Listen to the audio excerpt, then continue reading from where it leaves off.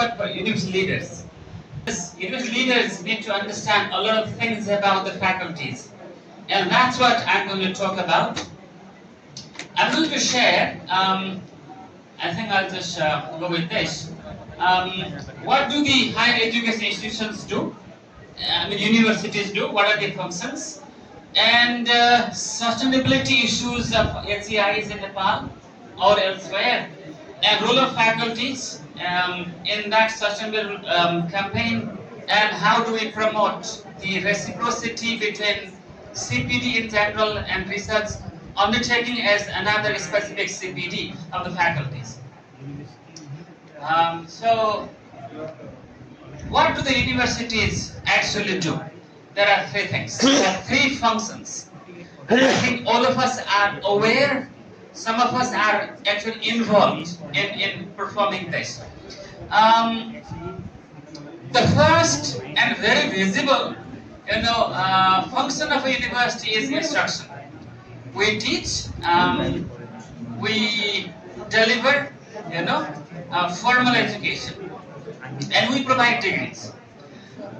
Second is research, because universities are supposed to be the producers of knowledge. For that, research is the only way to produce knowledge. There are other ways, but one function of the university lies here. And third one is extension. Extension is connecting to the community, connecting to the industry, to the economy, by producing knowledge, by developing patented products. So that is the extension. So now in this three functions, can I ask the audience which function the faculties are directly related to? Which functions? Research? Instruction? I think that's the basic.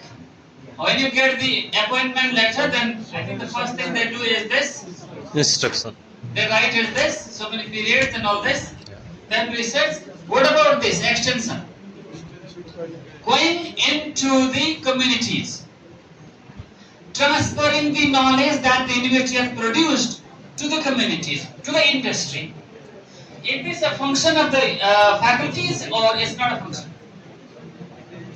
Colleagues, this side as well, please participate in the discussion. Yes. What do you think? Is it our responsibility as a faculty of the university? Do we need to transfer? I was invited to design the concept paper of one of the universities that was launched three years ago in Lumbini province, and then I browsed internet to see what positions are there. Then I found out in AIT in Thailand they have interesting position which South Asian universities do not have that particularly. Maybe they might have had after that. The position was, the topmost was president. There was no chancellor, vice president. And then second tier was vice president. One is academic, the other is finance and administration, and third is knowledge transfer. Okay, that's what I saw. So faculties, I think this is the most important. This is second and third, but there is one more which I am not very worried about. That is administrative. And then when I tried to see what issues we have in Nepal about the higher education, then I found this interesting article that gave this list of issues. Quantity in Nepal, quantity.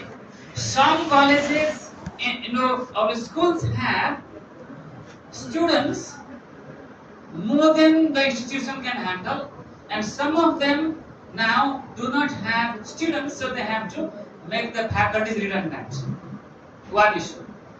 Equity, some have access to everything.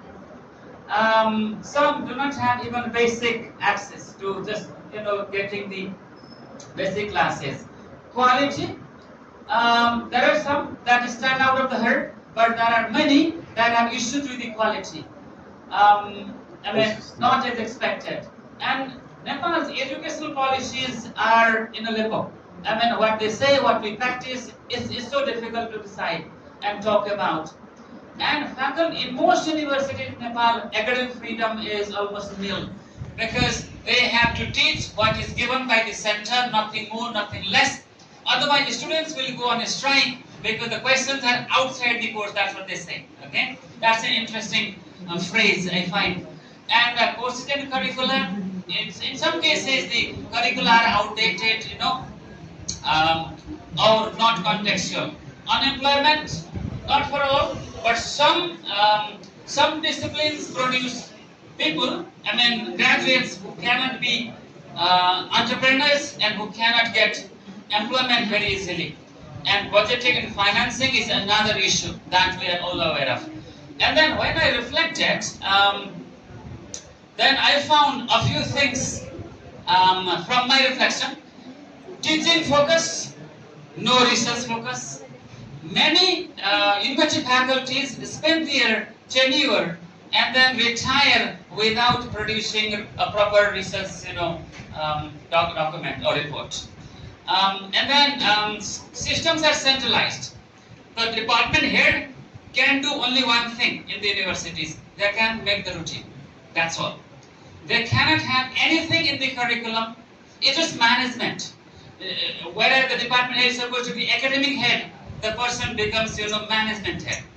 And then branded. If you ask your own university how many products have been branded, patented, given to the industry, I think most universities in Nepal do not have anything to share, anything to show. Our concept is that universities will teach and give a certificate. That's all. Okay, that's another issue. And then convention. If you try to do anything, a little bit, then my experience when I set up first master's ELT program in Kathmandu University, then I said, why only enroll B.Ed students? I will enroll also BA and B.Ed or anything that has English in it. And then our products did not get selected in many other institutions because the bachelor's and master's degree titles were not the same. Now, almost all universities have opened. So I thought about what would happen in the future a long time ago, about 20 years ago. Now, our master's English programs will enroll anything, any graduate from any discipline. I think you are aware of that. Am I right? Yes? At least the university has done it. And then little input to the state issues. How many departments of our universities make an advisory, recommendation to the government? When the government is in a limbo, economic or political or anything or diplomatic, do we advise them? Which department, which wing of the university does it? That's another issue. And then little focus on local knowledge. Local knowledge, we are very, very happy to cite, references from all across 7 seas. And if there are 2 books written by one by foreign people, another by local person, then we pick the book written by foreign people. So that is our problem, not prioritizing the local knowledge. And here is one interesting thing I found out. Comprador intelligentsia. Okay. So what it is, I would like to share. Can somebody tell me in Mahendranagar where there is this wholesale area of vegetable? Sabzi mandi, where is it? In the market. Near was park. Any name given to this place? Okay, Sabzi mandi. Okay, Sabzi mandi. Where do the vegetables come from? India and other in the hills of Nepal, from Terai, elsewhere, yes? So, what happens? I'll tell you this picture. The vegetables are brought to Sabzi Mandi. Okay? They are brought to Sabzi Mandi. And then they are channeled to the local vendors. Who does it? Who does it? Intermediary business person, yes? In Nepali, we have interesting word for that. What's the word? Bichaulia. Bichaulia. Yes? Let's say Bichaulia. Bichaulia. So do you get the word Bichaulia? बीच में रहेंगे और पास करेंगे. So vegetables come in wholesale and they are collected here and they are passed on to that. So bring the vegetables and sell, and what do? You earn money. Now, here, imagine your college. Where does the knowledge that you teach come from? Do you produce? Or you import from other countries? Huh? So we read the books written by others and then, teach in the class and we get a salary. Are we any different from Bichaulia town? If we do not produce the new knowledge, then we are intermediary business people. That's the problem with our faculties. In many cases, we have faculties that made our country famous in many ways, but the number of this kind of faculty is very, very low. That's why when you cite in economics, why do you always have to cite Malthus and Robinson? Why don't we have our own? Even in India, where Gandhiji gave that philosophy of Khadi and all these things. When this economists cite, Gandhiji is less cited. He has said given such a principle when in the US Ford was saying, mass production. Gandhiji in India was saying production by masses. But Ford is taken as an icon of capitalism. So this is our problem. We are all comprador intelligentsia. Not all, many of us. So then, now let us look back at the university. Who are the stakeholders? There are many, and let me not name, but the faculty, I believe, are the backbones of the university, of the higher education institutions. Why? Because they make a difference. Effectively, they can perform all three roles: teach, research, and do the service, including extension. Now, specifically, yes, I would like to repeat, deliver quality instructions, attract more admission seekers. People do not go to university. People go to universities that have good faculties. Because university is just a building. In faculties, you don't remember the rooms and all, you remember the faculty who taught you well. So, and then generate groundbreaking new knowledge. If they are given that ambience, they can generate new knowledge. And engage in the community for extension activities, as I said, and be prepared for the unanticipated. In 2020, March 11, when the country went on lockdown, some colleges and universities, remained on calendar. Many others did not. So what made the difference was the faculties were trained for the unanticipated. Faculties had been given freedom. Faculties had been, given that kind of accountability that they must stick to the calendar. They did it. Where they had not, they did not. So this unanticipated situation is one situation where the faculty's capability can be assessed. So this is what they do, and all this will lead to the program's sustainability and ultimately helping sustain the institution. Can somebody tell me how many colleges have been closed in Nepal in the last 5 years? Around this area, how many colleges were merged? because they didn't have students. In my district, Kulmik, there is a college, and then they made 10 faculties redundant at the same time, despite the pumping of the budget from the municipality. It didn't work because no students came.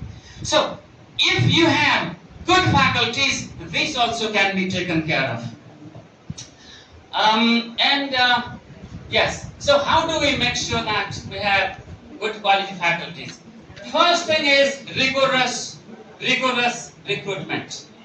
Do we have an environment for rigorous recruitment in Nepal? You enter the university as a part-time teacher, and then there you do everything to get permanent position. And then there is political interference for that.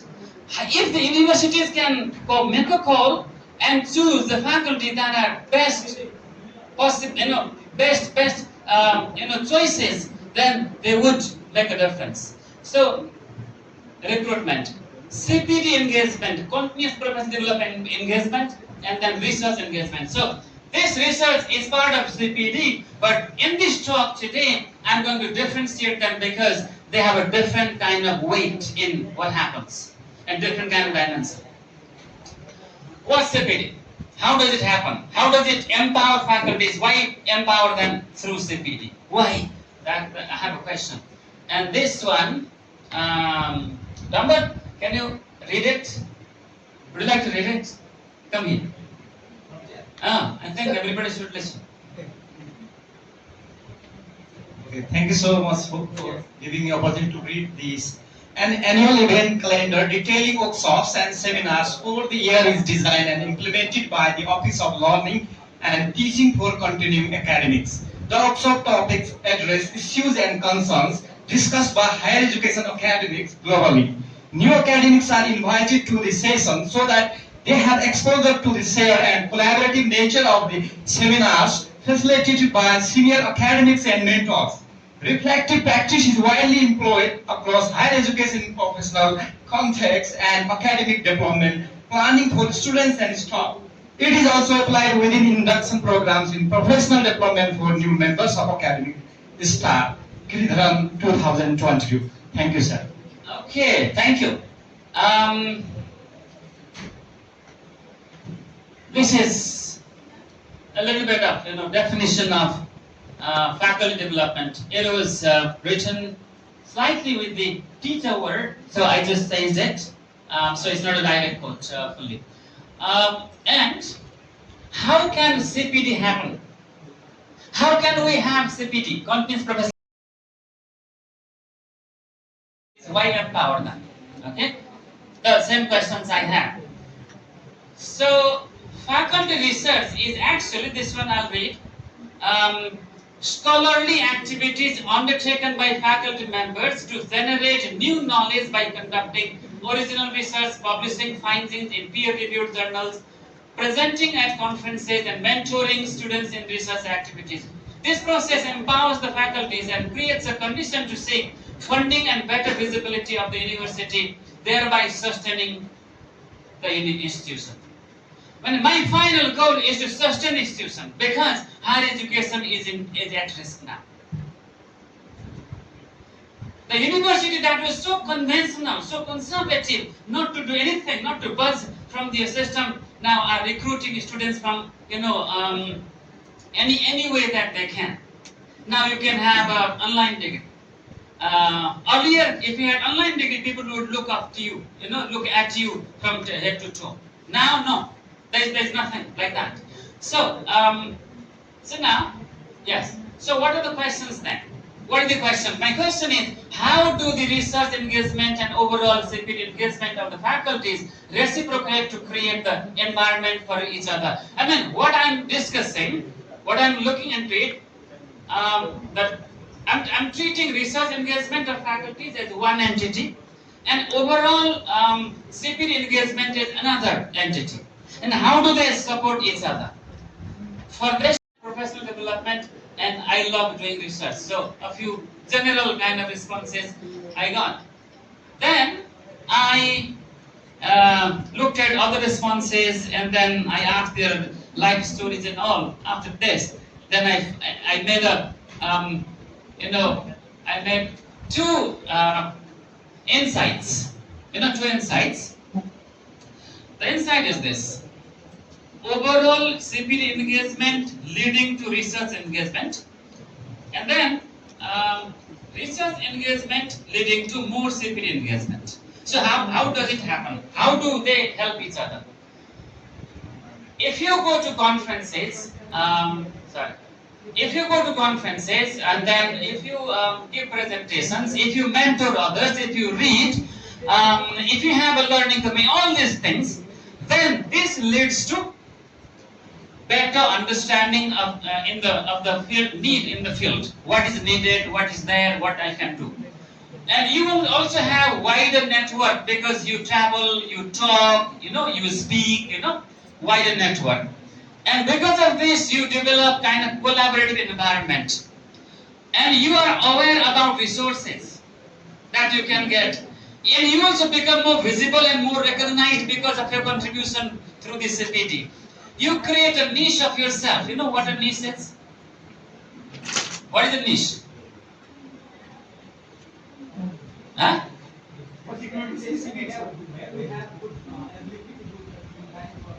So, if someone says, who is the border specialist in Nepal, whose name comes? Do you know? Border specialist. No? No. You never watched television or what? Buddhinarayan Shrestha. That is his niche.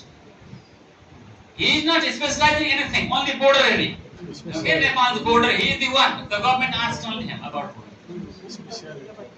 So, what is your niche? Where do you stand? My niche is teacher professional development, so I am talking about this. My niche is teacher association, so I am president of NEP. So that is my. Remember, these things do not happen in this order always. These are the things. If you are very much heavily engaged in CPD activities, then ultimately you create environment for you to be engaged in research. Then what happens? If you focus on research, then what happens? You do research. What comes out? Data. Then the data turn into, what do you turn them into? A report. Now what do you do with the report? You don't keep it. You go to you publish it. You publish it. And you also take the same data to the conference and give a talk. Then who do you give a talk to? People like you. We are here all academics, or will be academics, gathered together. I'm talking to you because you can understand what I'm saying. Okay? Then because of this publication and conference presentation, what happens? You develop your visibility. People know you, people see you, and then you become recognized. Okay, shall we do little activity? A small one. Those who have a data access in a mobile phone, can you go online, please, and then type your name in Google and see how many digital footprints will you see? Your own. Come on. Shall we do it? Come on. How many pages appear showing your digital footprints? That is your visibility. That's your visibility. Okay, keep doing it. And then because of that, you develop a wider network. When you present and write, somebody writes you an email. Sir, I saw this and this. Would you like to be a reviewer for my journal? Would you like to be an editor for my journal? Or would you like to do this? And somebody calls you, I'm applying for a funding, would you like to be my partner? That's what happens. You develop wider network and more access to resources. If you have no research, digital footprints, UGC will not listen to your application. Very simple. Okay? When I was young in grade 7, I read one essay. The essay, I don't know essay or what, it will pass this. The title was Money Attracts Money.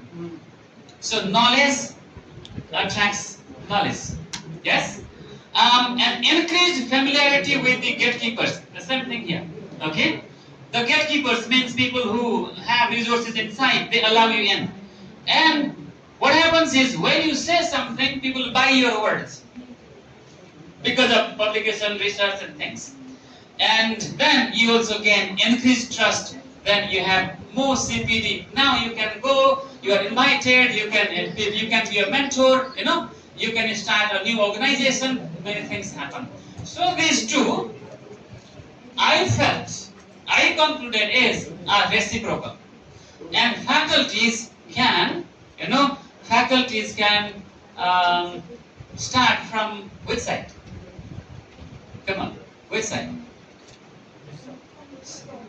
CPD, let's start with CPD, young faculties, or they should start with research, which way? Or both together? Goes together. Which is more feasible for young faculties? To start with research or to start with